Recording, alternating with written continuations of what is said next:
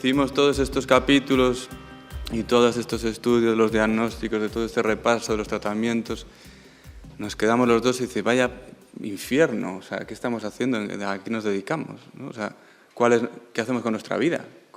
¿Cuál es nuestra guía? Si los diagnósticos no tienen sentido, los tratamientos están falseados.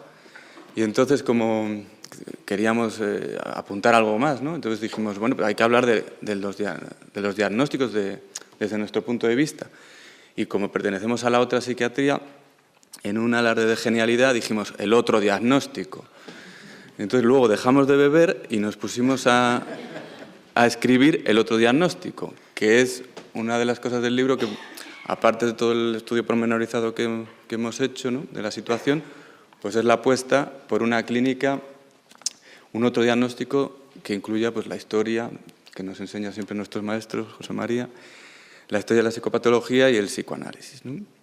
Entonces empezamos a pensar el otro diagnóstico diciendo, bueno, a pesar de todo esto, la gente, incluso no psicoanalistas, cualquier profesional se maneja en la clínica, hace cosas, ¿no? Entonces nos dimos cuenta que nosotros y muchos compañeros no nos fijábamos a la hora del diagnóstico, no trabajábamos con el DSM, realmente lo habíamos olvidado. Trabajábamos con la brújula psicoanalítica que nos orienta un poco sobre la neurosis y psicosis, pero sobre todo con un indicador que guía también el libro, que es la angustia. La angustia como lo que siempre está antes del síntoma o lo que está alrededor del síntoma. Y con otro elemento, que yo creo que es la clínica real, que es el detonante, la pregunta del cuándo, por qué, qué pasó, ¿no?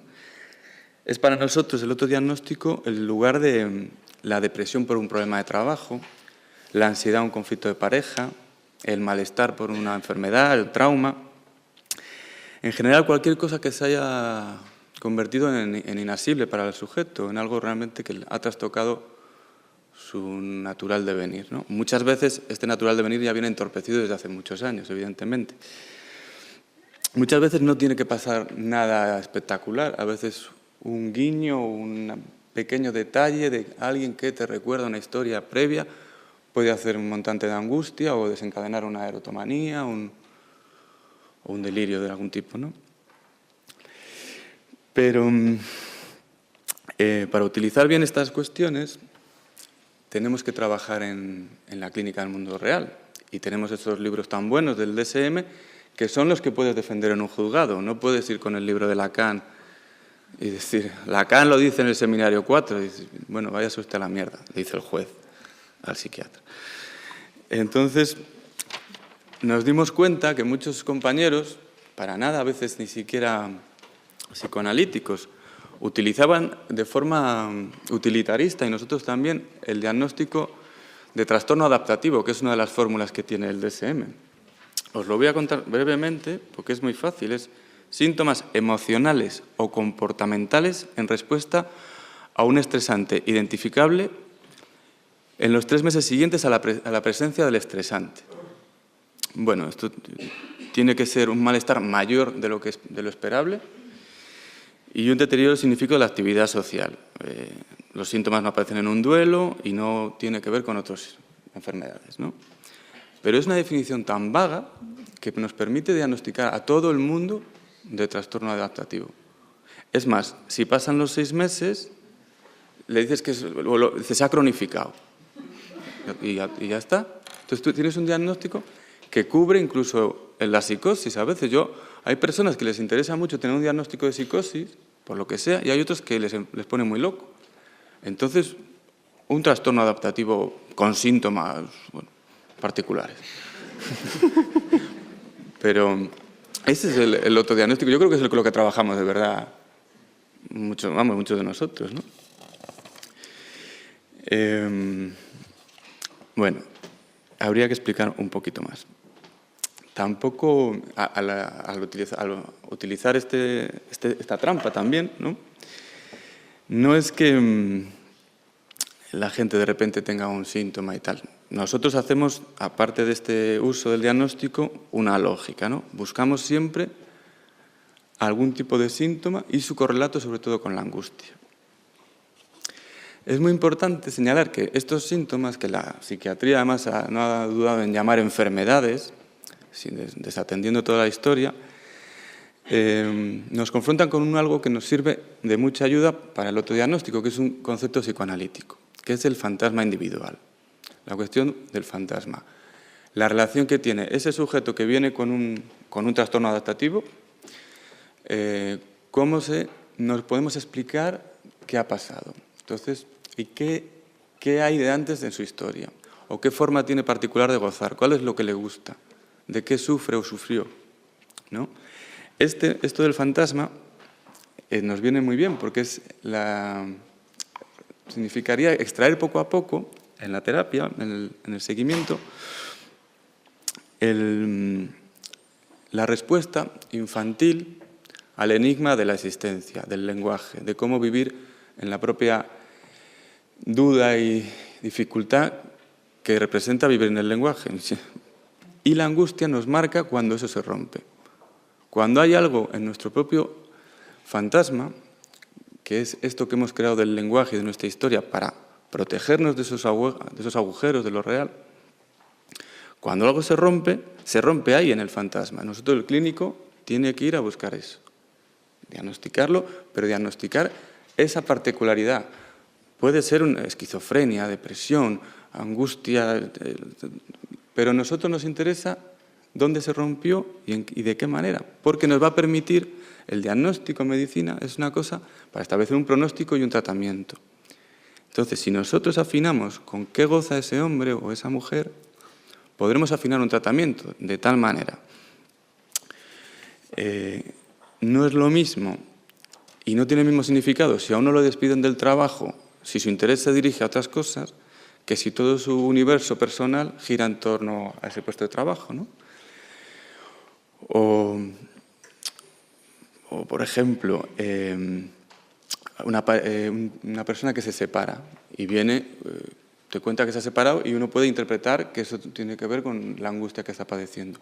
Es muy diferente si esa persona tiene una historia personal de padres separados y no, esto nunca me puede pasar a mí, que una persona que asume con total normalidad esas circunstancias. El oído del clínico tiene que estar muy pendiente de poder calibrar la importancia de los dichos, no tirar de manual de drama de separación y tal. Son situaciones muy particulares, aunque den lugar a esos síntomas comunes que todos podemos reconocer. El otro diagnóstico sería cernirlo en el fantasma individual, en lo particular del sujeto y, por supuesto, que es una cosa que parece a veces que se olvida, en el contexto político, social y cultural. Porque tú coges el DSM y muchas veces no te estás fijando que una persona viene con una cierta sintomatología o con un discurso muy particular que a lo mejor, si rascas un poco más, resulta que es un indígena quechua y todo eso es súper normal con su gente. Y muchas veces se dan situaciones en la clínica, a mí me ha pasado recientemente, en el autodiagnóstico, igual que pesa realmente la historia individual, el saber escuchar eso, no podemos desatender todo lo político, cultural, económico. Es como que hay gente que a mí me pasa con ciertos compañeros, dice como es pobre, viene aquí a por una pensión. Pero claro, si tú pones este filtro ya no estás escuchando ninguna historia. A lo mejor es pobre por su síntoma. Este tipo de cuestiones, ¿no? La finura del clínico se trataría de afinar este diagnóstico para proponer el tratamiento más adecuado, ¿no? Es como si, por ejemplo, una persona que acude con una historia de haber sido siempre la persona más importante de la casa, el trabajador, estudioso, el que se encarga de todo, hiperresponsable, a lo mejor el autodiagnóstico te hace pensar, te ayuda en el tratamiento a decir, usted no se va a encargar de su malestar, me voy a encargar yo.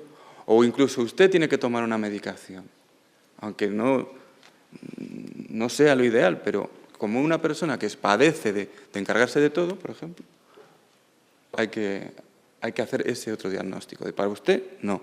Lo explicaba siempre José María. Dice, hay gente que hay que darle con un crucifijo y a otros que le tienes que quitar el crucifijo porque se lo están clavando en el corazón. Entonces, esas cositas son las que nos permiten el diagnosticar con una dirección que es terapéutica, ¿no?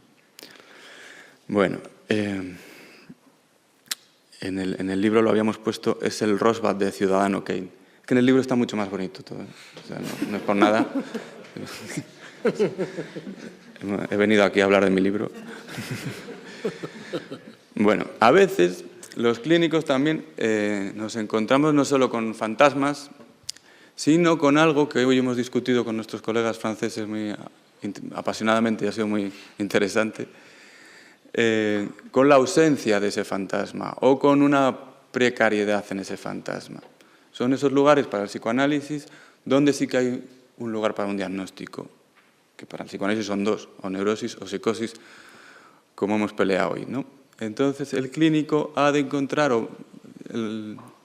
ha de saber, que nos cuesta mucho, como hoy hemos comprobado, precisar los lugares donde ese fantasma no existe, digamos, o si existe, está construido con elementos que no responden a la lógica de la neurosis, ¿no? Hay otra cuestión también con los fantasmas, que es en la clínica, que es los fantasmas de los terapeutas. Aparte que hay terapeutas que son muy fantasmas, se trata, el autodiagnóstico incluye en el pack de su formación el saber diferenciar cuáles son tus propios fantasmas. Digamos, cuando alguien viene sufriendo, pues nuevamente cuando ya llevas años y eres profesional, no te inmutas mucho, pero a veces sí. De ahí la importancia para nosotros, al margen de la escuela en la que trabaje psicoanalítica o lo que sea, sí que es imprescindible para realizar bien el autodiagnóstico haber pasado por la posición de paciente en algún momento y si puede ser más de un momento, mejor. Y si nunca se abandona del todo o se supervisa o estas cosas, pues siempre es mejor, porque es muy habitual que los grandes errores de los diagnósticos, al margen de escuelas y de psicoanálisis y historias, tengan que ver con la mirada del clínico. Es muy habitual en los centros de salud, supongo que lo habréis vivido mucho, dice, no, este psiquiatra solo diagnostica depresiones. El otro dice, no, con este están todos locos. O dice, no, este solo tiene trastornos de personalidad o histeria. Y bueno, no es casualidad cuando cierto tipo de personas acuden solo a una persona, será a lo mejor el ojo de la persona que lo ve, como hace, bueno, que lo contamos en el libro. Yo creo que durante muchos años cierto tipo de pacientes en Europa eran esquizofrénicos y en Estados Unidos eran no, en Inglaterra, maníaco-depresivos. Espero que haya quedado claro la función de este gran invento que es el autodiagnóstico, que forma parte de todas las consultas y es realmente como trabajamos al margen de, yo creo, de las escuelas y las orientaciones. Es conseguir hacer algo que es diagnosticar con una utilidad, porque el DSM ya no, al margen de su precariedad o la fiabilidad y todas estas cosas, no te permite trabajar con comodidad. Lo puedes utilizar para trastorno adaptativo, para hacer informes, pero es mucho más importante realizar un diagnóstico social, contextual y sobre todo individual de lo particular de cada uno y de qué sufre cada uno, ¿no? Cuando acabamos el capítulo del autodiagnóstico, lo celebramos tanto porque dijimos, hemos conseguido armar algo que no fuese solo dinamitar la psiquiatría, sino empezar a construir otra cosa. Hicimos también varios capítulos que nos voy a contar. Y así...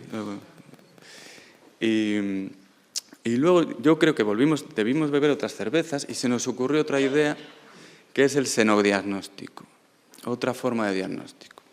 Imaginamos por un momento que el planeta Tierra, sobre todo en el mundo occidental, era visitado por una especie alienígena sabia, ¿no?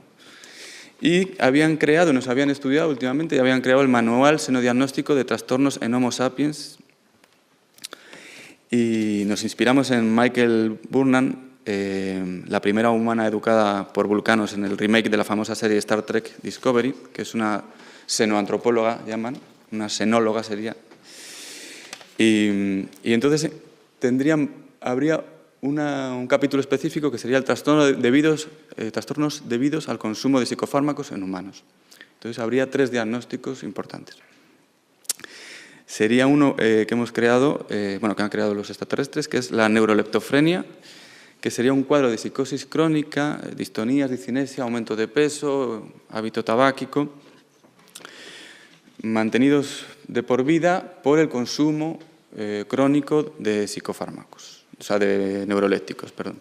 La reagudización de la psicosis y la hipersensibilidad dopaminérgica, el reencuentro con una vida destruida, harían de este diagnóstico algo catastrófico y con muy difícil terapéutica, ¿no? Luego, creamos otra entidad diagnóstica que es el mundo benzo, el trastorno benzo.